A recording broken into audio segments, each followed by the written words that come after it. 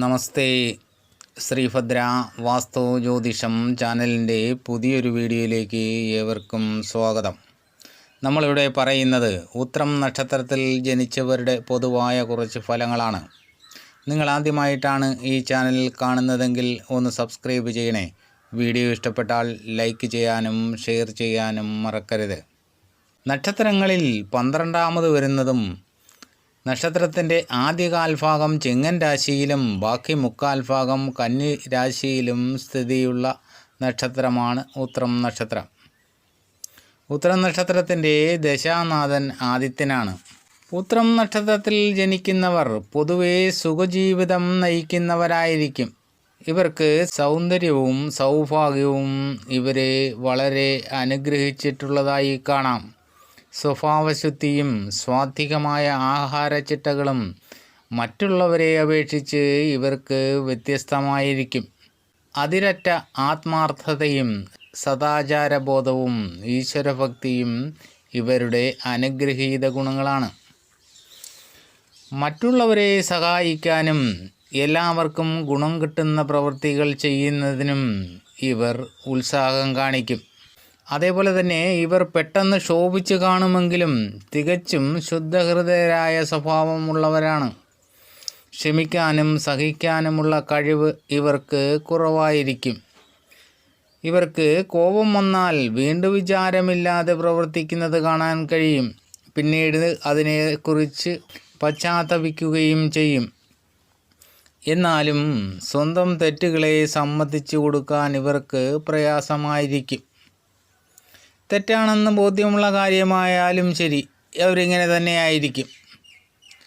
ഇവർ സ്വതന്ത്ര ബുദ്ധിയുള്ളവരായിരിക്കും. ഇവർക്ക് ഭാരിച്ച ചുമതലകൾ വഹിക്കേണ്ടതായി കണ്ടുവരുന്നു.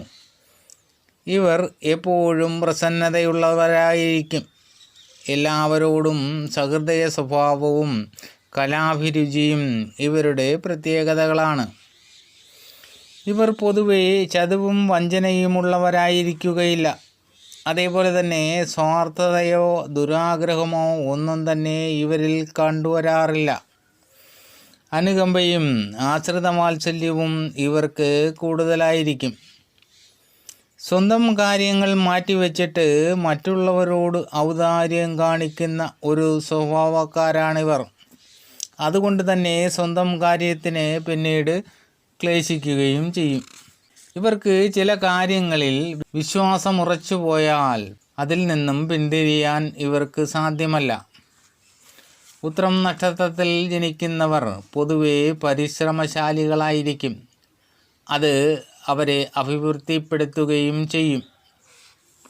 ബുദ്ധിപരമായ പ്രവൃത്തികളിലും അധ്യാപക പ്രവൃത്തിയിലും ശാസ്ത്രീയപരമായ പ്രവൃത്തികളിലും ഇവർ ശോഭിച്ചു കാണുന്നുണ്ട്.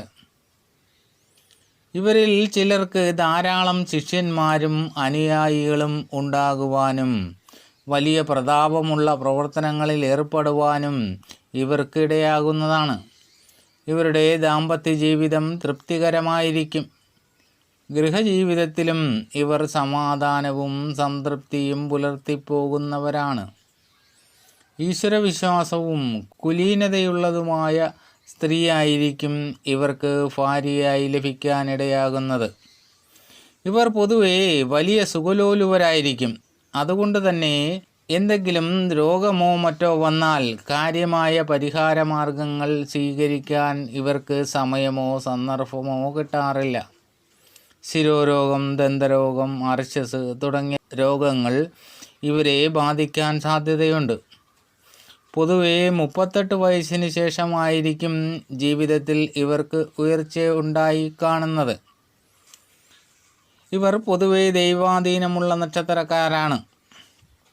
ഈ നക്ഷത്രത്തിൽ ജനിച്ച സ്ത്രീകൾക്കും ഈ പറഞ്ഞ ഫലങ്ങളൊക്കെ തന്നെയായിരിക്കും. ഇവർ ശാന്ത സ്വഭാവക്കാരും സൗമ്യ സ്വഭാവക്കാരുമായിരിക്കും. അഴകുള്ള ശരീരപ്രകൃതിയായിരിക്കും ഇവർക്ക്. ഈശ്വരഭക്തിയുള്ളവരായിരിക്കും. സമാധാനപ്രിയരും മറ്റുള്ളവരോട് ശത്രുത്വം പുലർത്താത്തവരുമായിരിക്കും. ഭർത്താവിൽ നിന്നും സന്താനങ്ങളിൽ നിന്നും സമാധാനവും സന്തോഷവും ഇവർക്ക് ലഭിക്കും. വിവാഹത്തിനും ഗൃഹനിർമ്മാണത്തിനും ഗൃഹപ്രവേശനത്തിനും കച്ചവടം തുടങ്ങുന്നതിനും ഉത്രം നക്ഷത്രം നല്ലതാണ്.